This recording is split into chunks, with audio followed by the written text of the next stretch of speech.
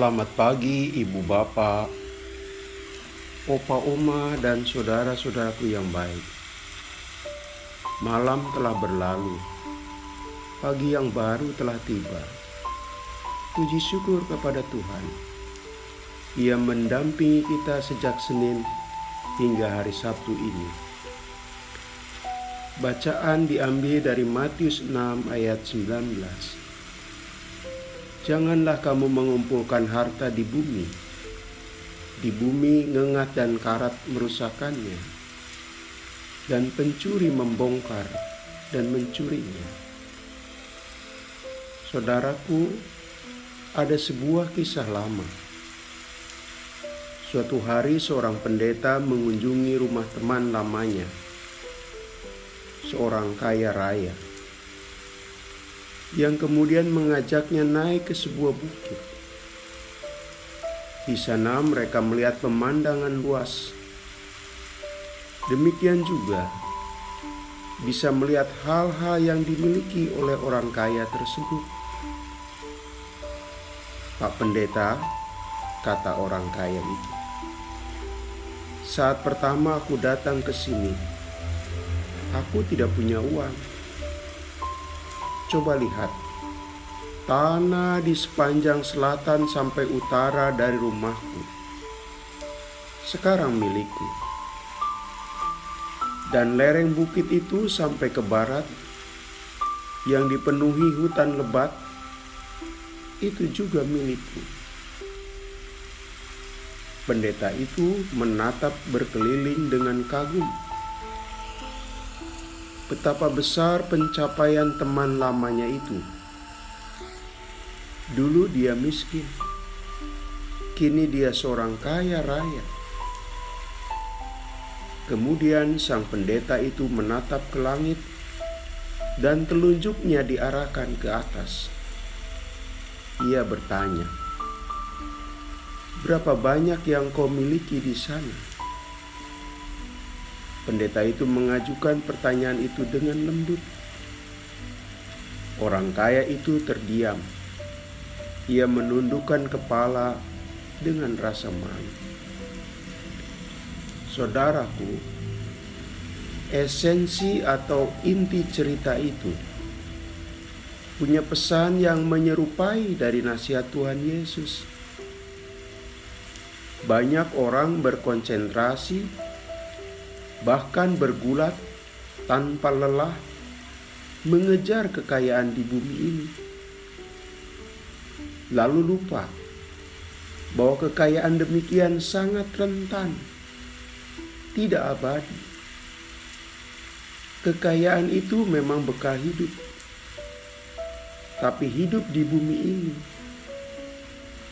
Sedangkan iman berkata, ada episode atau lanjutan hidup setelah kita hidup di dunia ini.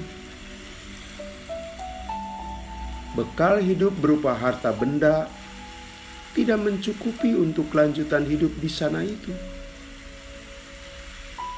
Harta di dunia bahkan bisa hilang dicuri. Dan benda demikian sifatnya rusak atau hancur. Saudara bisa lihat pakaian atau kertas yang dimakan ngengat, hancur, tidak berbentuk lagi. Atau besi yang dimakan karat, lama-kelamaan rapuh kekuatannya dan hilang keindahannya. Dengan menyoroti kekayaan punya sifat demikian, bukan berarti Tuhan Yesus anti kekayaan, lalu mengajarkan kita untuk menjadi miskin. Tidak sama sekali. Yang mau disampaikan kepada Anda dan saya, kekayaan itu perlu. Cuma ingat bahwa masa berlakunya buat menopang hidup di dunia ini saja. Ungkapan populer di masyarakat kita, kekayaan itu tidak dibawa waktu mati. Oleh karena itu, orang yang lupa misi atau tujuan hidupnya di dunia. Bila hanya berfokus pada pencarian, pengumpulan, dan penumpukan harta duniawi saja. Saudaraku, orang yang terobsesi atau pikirannya hanya terpaku pada pencarian harta benda duniawi, sama seperti kisah di atas.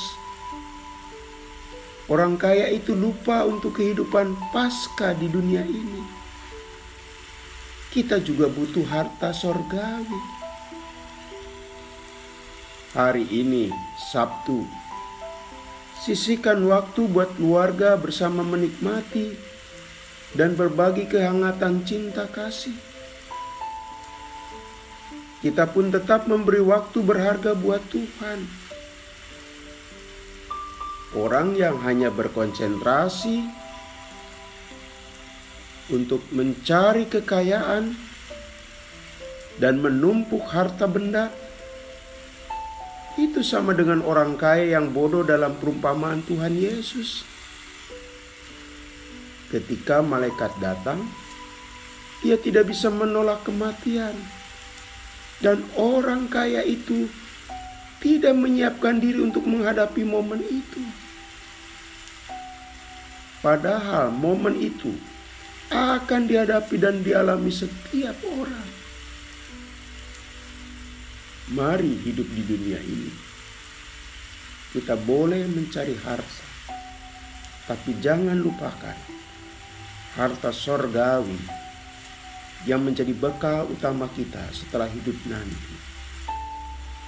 Kita berdoa, Tuhan ajarlah kami bijak, mencari harta sorgawi tidak dikalahkan oleh orientasi cuma mencari dan mengutamakan harta duniawi. Dalam nama Tuhan Yesus kami berdoa. Amin. Selamat pagi saudara-saudaraku. Selamat berakhir pekan. Masih bersama Pendeta Supriyatna.